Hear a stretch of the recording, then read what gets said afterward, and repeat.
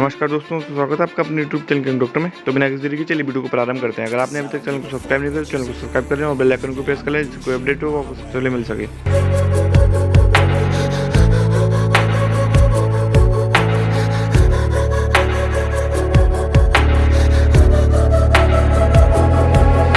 आज की ये वीडियो स्टूडेंट्स के लिए है जो कि यूपी में प्राइवेट या गवर्नमेंट मेडिकल कॉलेजेस में एडमिशन लेना चाहते हैं। तो इस वीडियो को कंप्लीट एंड तक देखें, जिससे कि आपको UP NEET counselling complete guidance मिल सके और आप बिना किसी एजेंट या ब्रोकर के अपनी काउंसलिंग फ्री ऑफ कॉस्ट खुद से कर सकें।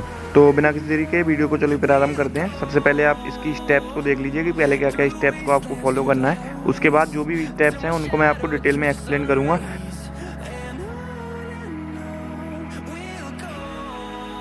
सबसे पहले आपको रजिस्ट्रेशन करना होगा। रजिस्ट्रेशन आपको upneet.gov.in वेबसाइट पर जाकर करना होगा। यह यूपी नीट काउंसलिंग की ऑफिशियल वेबसाइट है। यहाँ पर आपको सारी इन्फॉर्मेशन यूपी नीट काउंसलिंग के रिगार्डिंग मिलती रहेगी।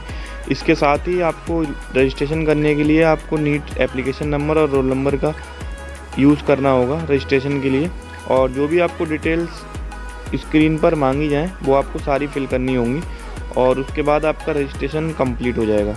रजिस्ट्रेशन करने के बाद आपको रजिस्ट्रेशन फ़ीस डिपॉजिट करनी होगी। रजिस्ट्रेशन फ़ीस अराउंड 2000 रुपीज़ होगी। वो आप ऑनलाइन सबमिट कर सकते हैं किसी भी माध्यम से, यूपीआई या किसी भी माध्यम से आप ऑनलाइन सबमिट करेंगे।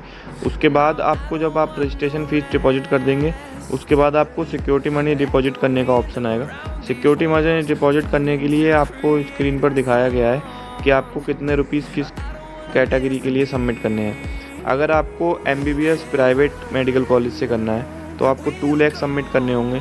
और अगर आपको प्राइवेट से डेंटल कॉलेज को एडमिशन लेना चाहते हैं तो आपको 1 लाख सबमिट करने होंगे। और अगर आप गवर्नमेंट मेडिकल कॉलेज में एडमिशन लेना चाहते हैं तो आपको सिर्फ 30,000 रुपीज़ सबमिट करने होंगे। और अगर आप गवर्नमेंट और प्राइवेट दोनों की काउंसलिंग के लिए आप जाना चाहते हैं तो आपको 2 लाख रुपीज़ सबमिट करने होंगे। और अगर आप गवर्नमेंट और प्राइवेट डेंटल कॉलेजेस के लिए जाना चाहते हैं तो आपको 1 लाख रुपीज़ सबमिट करने होंगे। 30,000 rupees only for government colleges हैं।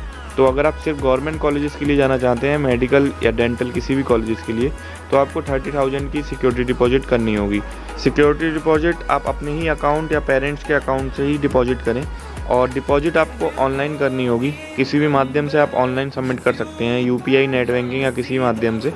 और इसके साथ ही एक बात का रजिस्ट्रेशन करते समय इस बात का भी विशेष ध्यान रखें कि आप जो भी यूपी नीट काउंसलिंग पर वेबसाइट पर आप जो भी नंबर, मोबाइल नंबर और ईमेल डालें वो भी आप अपना ही डालें, क्योंकि सारी इन्फॉर्मेशन और OTPs आपके उसी नंबर और ईमेल पर जाएंगी। तो इस बात का भी आप विशेष ध्यान रखें। अब आइए बात करते हैं ऑनलाइन डॉक्यूमेंट वेरिफिकेशन की। ऑनलाइन डॉक्यूमेंट वेरिफिकेशन के लिए आपको एक नोडल सेंटर चूज़ करना होगा। नोडल सेंटर की लिस्ट आप स्क्रीन पर देख सकते हैं। इनमें से आप कोई भी नोडल सेंटर चूज़ कर सकते हैं और आपके ऑटोमेटिकली ऑनलाइन डॉक्यूमेंट वेरीफाई हो जाएंगे जो भी आप अपलोड करेंगे। डॉक्यूमेंट्स की लिस्ट जो आपको अपलोड करनी है वो आप स्क्रीन पर देख सकते हैं। ये डॉक्यूमेंट्स आपको अपलोड करने हैं, जो भी आपके लिए एप्लीकेबल हैं, सिर्फ वही डॉक्यूमेंट्स आपको अपलोड करने हैं। बाकी किसी भी अननेसेसरी डॉक्यूमेंट को आपको अपलोड करने की ज़रूरत नहीं है। डॉक्यूमेंट वेरिफिकेशन के लिए आपको कहीं भी जाने की ज़रूरत नहीं है, आपके डॉक्यूमेंट्स ऑनलाइन वेरीफाई हो जाएंगे। पहले नोडल सेंटर पर ऑफलाइन जाके डॉक्यूमेंट्स वेरीफाई कराने पड़ते थे, लेकिन अब ऐसी प्रक्रिया नहीं होती है। तो आपको ऑनलाइन ही डॉक्यूमेंट वेरीफाई कराने हैं। जब आपका रजिस्ट्रेशन कंप्लीट हो जाएगा और इसके साथ ही आप रजिस्ट्रेशन फ़ीस और सिक्योरिटी डिपॉजिट को सबमिट कर देंगे, इसके बाद मेरिट लिस्ट का डिक्लेरेशन होता है। मेरिट लिस्ट में सभी स्टूडेंट्स का नाम आता है, लेकिन एलिजिबल चॉइस फिलिंग के लिए सिर्फ वही स्टूडेंट्स होते हैं जो कि सिक्योरिटी डिपॉजिट को सबमिट कर चुके होते हैं और रजिस्ट्रेशन फ़ीस सबमिट कर चुके होते हैं। बाकी ऐसे स्टूडेंट जो सिक्योरिटी डिपॉजिट या कोई भी रजिस्ट्रेशन फ़ीस सबमिट नहीं कर चुके होते हैं, तो ऐसे स्टूडेंट्स चॉइस फिलिंग और चॉइस लॉकिंग के लिए एलिजिबल नहीं रहते हैं।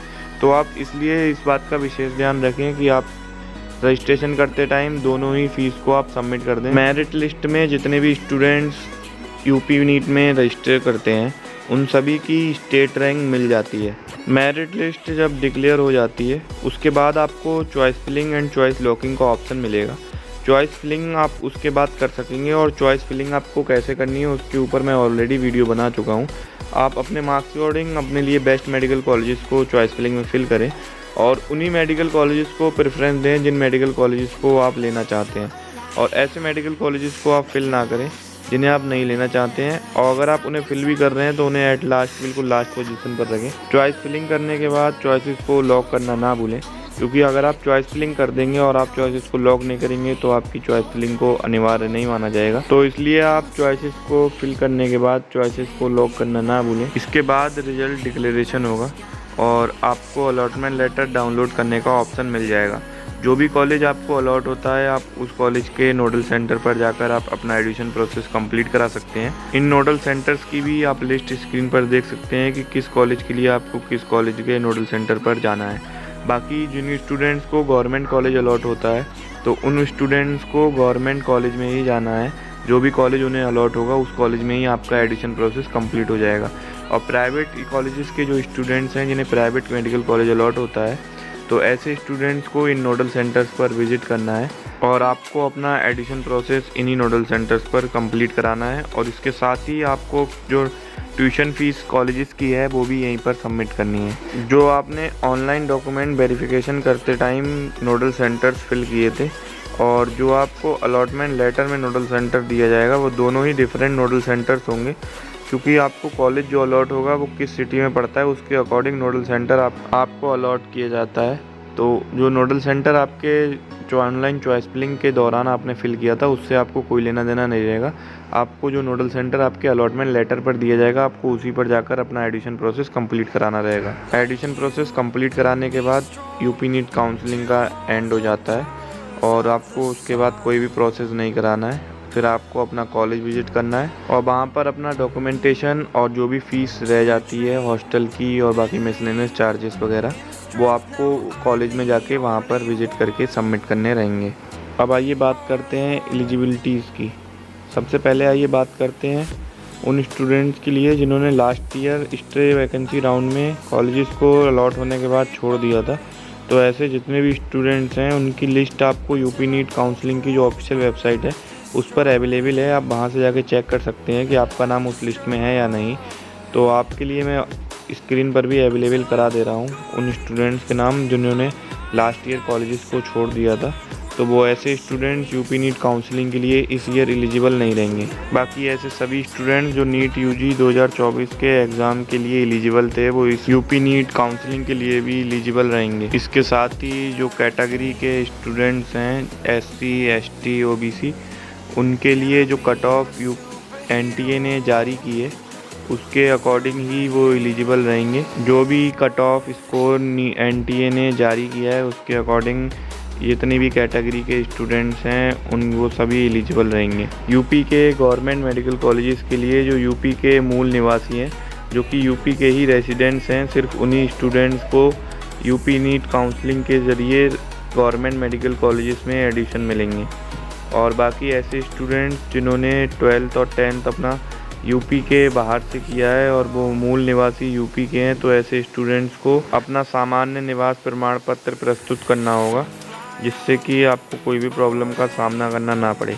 और बाकी ऐसे स्टूडेंट्स जिन्होंने 10th और 12th यूपी से ही किया है और वो यूपी के गवर्नमेंट मेडिकल कॉलेजेस में एडमिशन लेना चाहते हैं तो आपको किसी भी निवास प्रमाण पत्र की ज़रूरत नहीं पड़ेगी। बाकी यूपी के जो प्राइवेट मेडिकल कॉलेजेस हैं उनमें कोई भी स्टेट के स्टूडेंट्स आसानी से एडमिशन ले सकते हैं क्योंकि इसमें आपको यूपी का मूल निवास होना कंपलसरी नहीं है। तो अगर आप यूपी के बाहर के किसी भी स्टेट के हैं तो आपको कोई भी निवास प्रमाण पत्र देने की ज़रूरत नहीं है और आप बगैर निवास प्रमाण पत्र के आपको यूपी के प्राइवेट मेडिकल कॉलेजेस में एडमिशन मिल जाएगा। एलिजिबिलिटी के बाद ऑनलाइन रजिस्ट्रेशन फ़ीस और सिक्योरिटी डिपॉजिट मैं आपको ऑलरेडी बता चुका हूँ।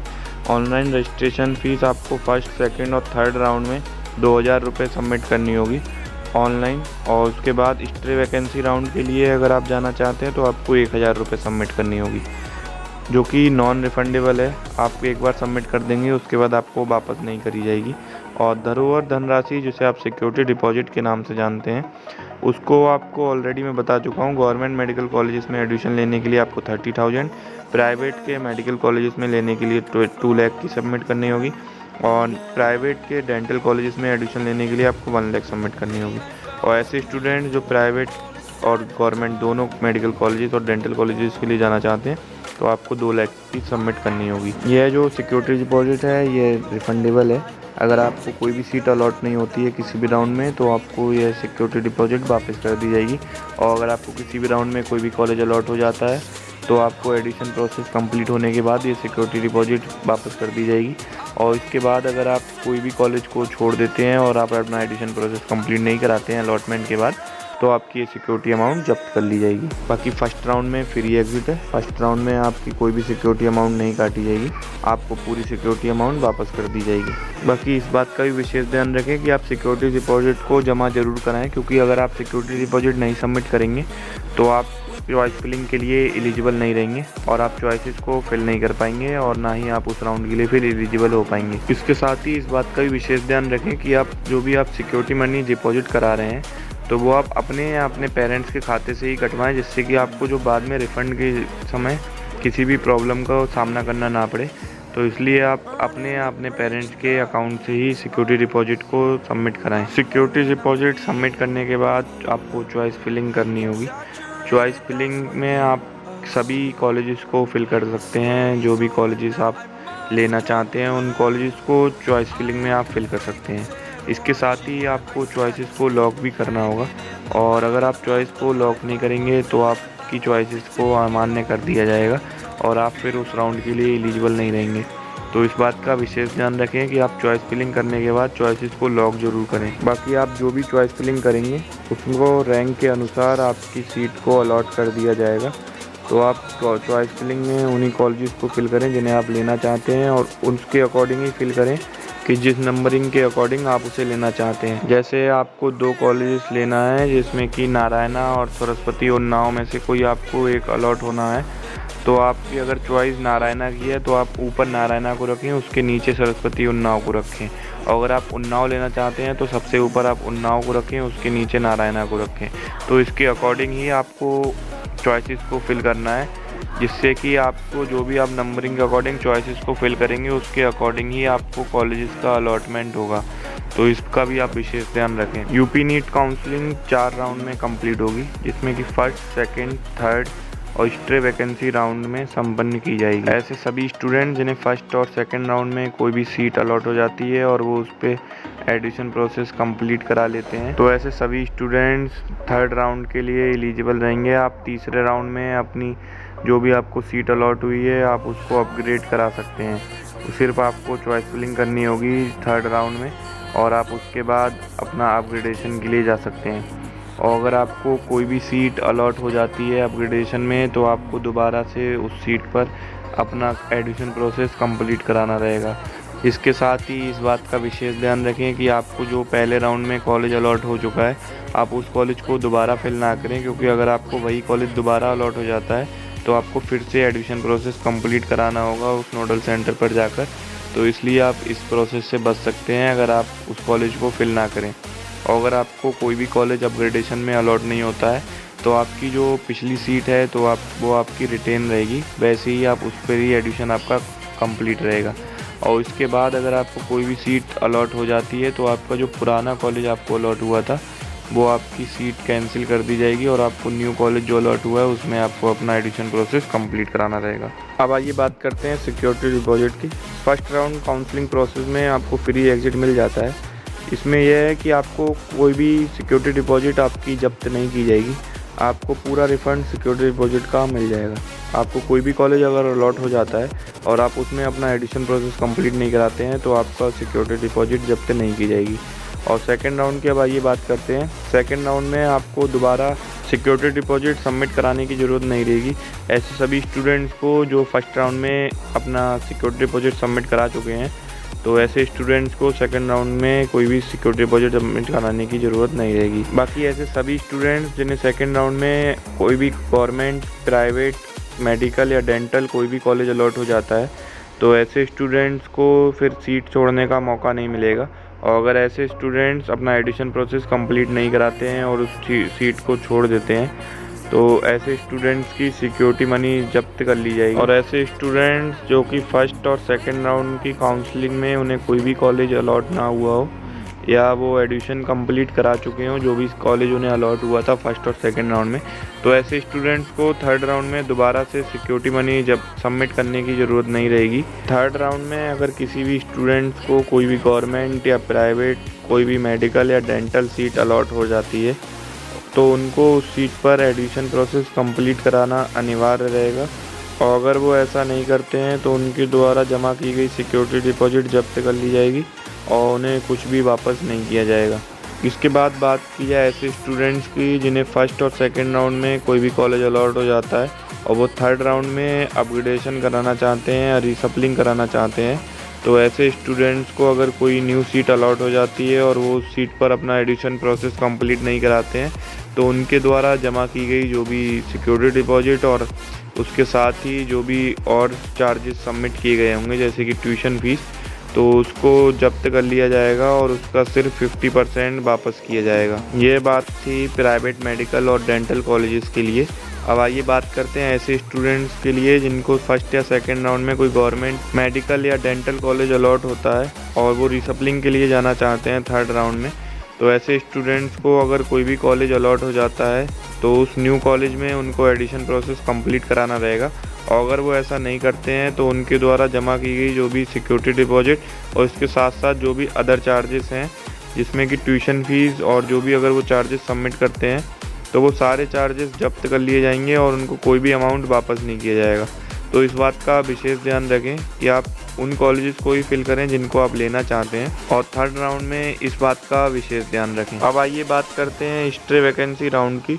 स्ट्रे वैकेंसी राउंड में वही स्टूडेंट्स एलिजिबल होंगे जो कि यूपी नीट काउंसलिंग के माध्यम से उन्हें कोई भी सीट अलॉट ना हुई हो, किसी भी राउंड में फर्स्ट सेकंड या थर्ड किसी भी राउंड में उन्हें कोई भी सीट अलॉट ना हुई हो, तो ऐसे स्टूडेंट्स स्ट्रे वैकेंसी राउंड के लिए एलिजिबल रहेंगे।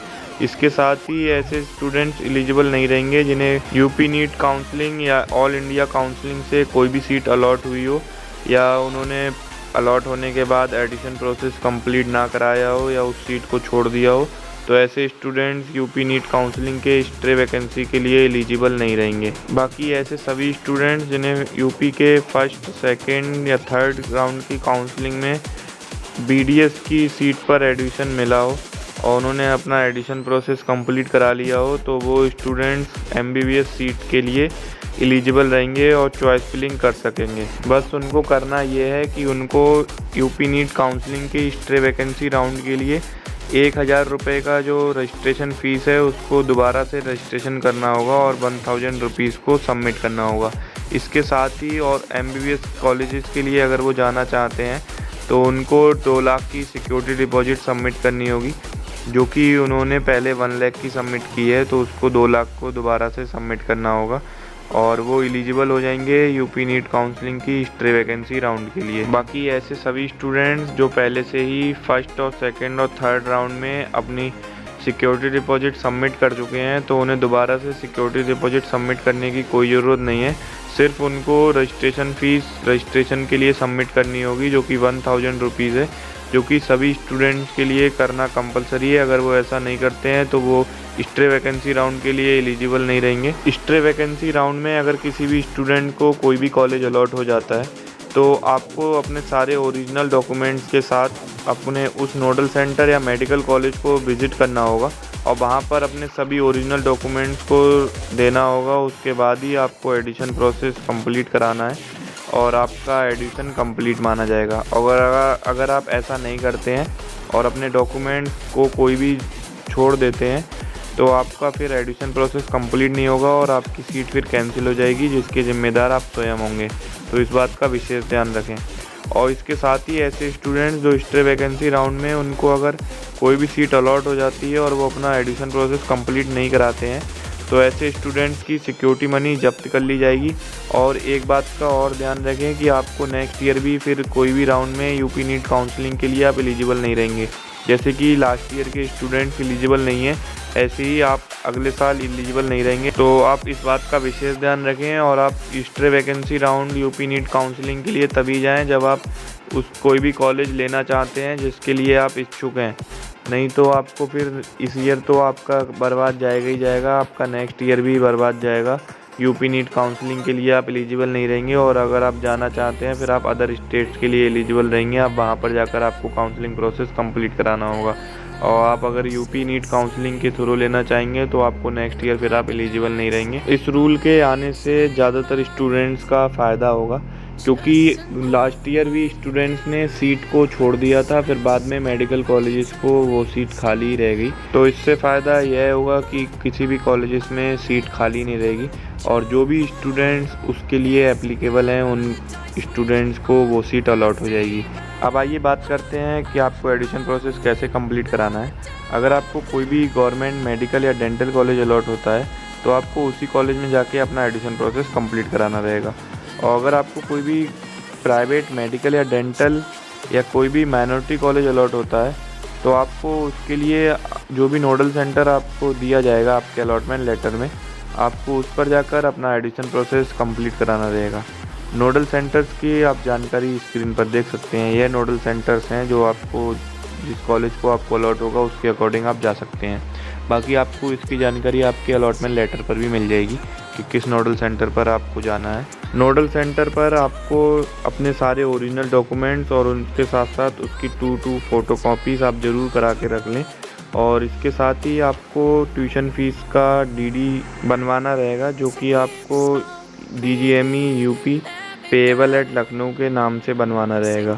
बाकी जो डॉक्यूमेंट्स आपको नोडल सेंटर पर ओरिजिनल और फ़ोटो कॉपीज़ लेके जानी है वो आप स्क्रीन पर देख सकते हैं। ये आपको नोडल सेंटर पर लेकर जाना रहेंगे। एडमिशन के टाइम पर अगर आप पे कोई भी डॉक्यूमेंट्स नहीं रहता है तो आपको फिर वो एडमिशन प्रोसेस निरस्त कर दिया जाएगा, यानी कि वो एडमिशन आपका कैंसिल कर दिया जाएगा और इसके ज़िम्मेदार आप स्वयं रहेंगे।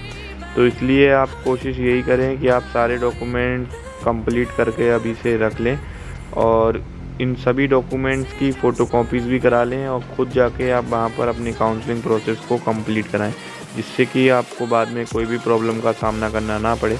अब आइए बात करते हैं कि आपको अगर कोई भी कॉलेज अलॉट हो जाता है और आप उस पर अपना एडमिशन प्रोसेस कंप्लीट करा लेते हैं तो आप उस सीट से कैसे रिज़ाइन दे सकते हैं। अगर आप फर्स्ट राउंड की काउंसलिंग के बाद रिज़ाइन देना चाहते हैं तो आप सेकंड राउंड की काउंसलिंग की चॉइस फिलिंग होने से 2 दिन पहले तक आप अपना रेजिग्नेशन लेटर दे सकते हैं। रेजिग्नेशन लेटर आपको उसी नोडल सेंटर पर देना होगा जिस नोडल सेंटर पर आपने अपना एडमिशन प्रोसेस कंप्लीट कराया है। और अगर आपने गवर्नमेंट मेडिकल कॉलेज में एडमिशन लिया है तो आपको उसी मेडिकल कॉलेज में जाना होगा जिस कॉलेज में आपने अपना एडमिशन प्रोसेस कंप्लीट कराया है। वहाँ पर आपको अपना रेजिग्नेशन लेटर देना होगा। फर्स्ट राउंड में क्योंकि फ्री एग्ज़िट है तो आपको आपकी सिक्योरिटी मनी वापस कर दी जाएगी, और गवर्नमेंट मेडिकल कॉलेज में एडमिशन फ़ीस को छोड़कर आपको बाकी सारे जितने भी आपसे शुल्क लिया गया है, जो भी चार्जेस लिए गए हैं वो आपको वापस कर दिए जाएंगे। प्राइवेट कॉलेजेस में आपकी ट्यूशन फ़ीस भी वापस कर दी जाएगी, इसके साथ ही सिक्योरिटी डिपॉजिट भी वापस कर दी जाएगी। और फर्स्ट राउंड में अगर आपने टाइम से अपना त्यागपत्र यानी कि रेजिग्नेशन लेटर दिया है तो आपका कोई भी अमाउंट डिडक्ट नहीं किया जाएगा, सिर्फ गवर्नमेंट मेडिकल कॉलेजेस में एडमिशन फ़ीस डिडक्ट की जाएगी। इसके बाद बात करते हैं सेकंड राउंड की काउंसलिंग के बाद अगर आप रिज़ाइन देना चाहते हैं तो सेम प्रोसेस आपको वही करना है कि थर्ड राउंड की काउंसलिंग की चॉइस फिलिंग से 2 दिन पहले आप अपना रेजिग्नेशन लेटर दे सकते हैं, और उसके बाद आपकी सिर्फ सिक्योरिटी मनी डिपॉजिट है जो आपने की है वही जब्त की जाएगी, चाहे आप गवर्नमेंट मेडिकल कॉलेज में आप रेजिग्नेशन दें या फिर आपने प्राइवेट मेडिकल कॉलेज की सीट से रेजिग्नेशन दें। सिर्फ डिफरेंस ये रहेगा कि गवर्नमेंट मेडिकल कॉलेज में आपका जो एडमिशन फ़ीस है वो भी जब्त कर ली जाएगी, बाकी आपका जो चार्जेस रहेंगे वो वापस कर दिए जाएंगे। और प्राइवेट में सिर्फ आपकी सिक्योरिटी मनी जब्त की जाएगी, बाकी ट्यूशन फ़ीस आपको वापस कर दी जाएगी। अब आइए बात करते हैं अगर आप थर्ड राउंड की काउंसलिंग के बाद अपना रेजिग्नेशन लेटर देना चाहते हैं तो आपको वही प्रोसेस सेम करना रहेगा। आपको स्ट्रे वैकेंसी राउंड की चॉइस फिलिंग के 2 दिन पहले अपना रेजिग्नेशन लेटर उसी नोडल सेंटर या जो गवर्नमेंट मेडिकल कॉलेज में आपने एडमिशन लिया है वहाँ पर आपको जाकर अपना रेजिग्नेशन लेटर देना होगा, और उसके बाद आपका जो security deposit private medical college के लिए सिक्योरिटी डिपॉजिट और जो आपने ट्यूशन फ़ीस सबमिट की रहेगी उसका 50% डिडक्ट करके आपको वापस कर दिया जाएगा। अब आइए बात करते हैं स्ट्रे वैकेंसी राउंड के बाद अगर आप किसी भी कॉलेज से रेजिग्नेशन लेटर देना चाहते हैं तो ऐसी स्थिति में आपका जितना भी आपने अमाउंट सबमिट किया रहेगा वो सब जब्त कर लिया जाएगा। और उसके बाद अगर आपने जो आपको सिक्योरिटी डिपॉजिट है वो वापस की जा चुकी होगी तो वो भी आपको दोबारा से सबमिट करनी होगी डीडी के फॉर्म में, जो कि DGME UP payable eight Lucknow के नाम से आपको दोबारा से सबमिट करनी रहेगी। तो इसलिए आप रेजिग्नेशन लेटर देने से पहले इस बात का विशेष ध्यान रखें कि आप उन्हीं कॉलेजेस को चॉइस फिलिंग में फ़िल करें और उन्हीं कॉलेजेस के लिए आप जाएं जिन कॉलेजेस को आप लेना चाहते हैं या इच्छुक हैं उन कॉलेजेस के लिए। नहीं तो आपको काफ़ी ज़्यादा प्रॉब्लम का सामना करना पड़ सकता है और आपको एक तो साल भी बर्बाद करना पड़ सकता है और उसके साथ ही आपको अपना मनी का भी नुकसान करना पड़ सकता है। तो इस बात का विशेष ध्यान रखें कि आप उन्हीं कॉलेजेस को फिल करें चॉइस फिलिंग में जिन कॉलेजेस को आप लेना चाहते हैं। और आप जिन भी कॉलेजेस को लेना चाहते हैं पहले उनकी डिटेल जानकारी ले लें। लगभग सभी प्राइवेट और गवर्नमेंट मेडिकल कॉलेजेस की डिटेल वीडियो ऑलरेडी मैं चैनल पे अपलोड कर चुका हूँ। कुछ कॉलेजेस गवर्नमेंट और प्राइवेट रह रहे हैं, उनकी भी जल्दी कोशिश रहेगी कि उनकी भी डिटेल जानकारी आपको मिल जाए, जिससे कि आप अपने मार्क्स के अकॉर्डिंग अपने लिए बेस्ट मेडिकल कॉलेजेस को चूज़ कर सकें। और इसके साथ ही अगर पॉसिबल हो तो आप उन कॉलेजेस को विज़िट भी कर लें जिन कॉलेजेस को आप लेना चाहते हैं, जिससे कि आपको और ज़्यादा अच्छी डिटेल जानकारी मिल सकेगी। उम्मीद है मैंने आपके सभी यूपी नीट काउंसलिंग के रिगार्डिंग डाउट क्लियर किए होंगे। अगर कोई भी डाउट आपका इसके अलावा बच जाता है तो आप कमेंट करके पूछ सकते हैं, कोशिश रहेगी उस पर रिप्लाई देने की। इस चैनल पर आपको यूपी नीट काउंसलिंग के regarding complete guidance free of cost provide की जाती है। इसके साथ ही आपको प्राइवेट और कुछ गवर्नमेंट मेडिकल कॉलेजेस की डिटेल जानकारी भी फ्री ऑफ कॉस्ट प्रोवाइड की जाएगी। उम्मीद है आपके काम आएगी और आपको एक अच्छा मेडिकल कॉलेज अलॉट होने में मदद करेगी। अगर आपके वीडियोस काम आती हैं तो आप ज़्यादा से ज़्यादा वीडियोस को शेयर करें और जिससे कि और भी स्टूडेंट्स का फ़ायदा हो सके और वो भी अपने मार्क्स अकॉर्डिंग अपने लिए बेस्ट मेडिकल कॉलेजेस को सेलेक्ट कर सकें। बाकी इसके अलावा अगर आपका कोई डाउट है तो आप कमेंट करके पूछ सकते हैं और कमेंट में ये बता सकते हैं कि आगे आपको किस वीडियो चाहिए। मैं कोशिश रहेगी उस पर वीडियो बनाने की। और भी ऐसी वीडियोस देखने के लिए आप चैनल को सब्सक्राइब कर लें और बेल आइकन को प्रेस कर लें। Thanks for watching.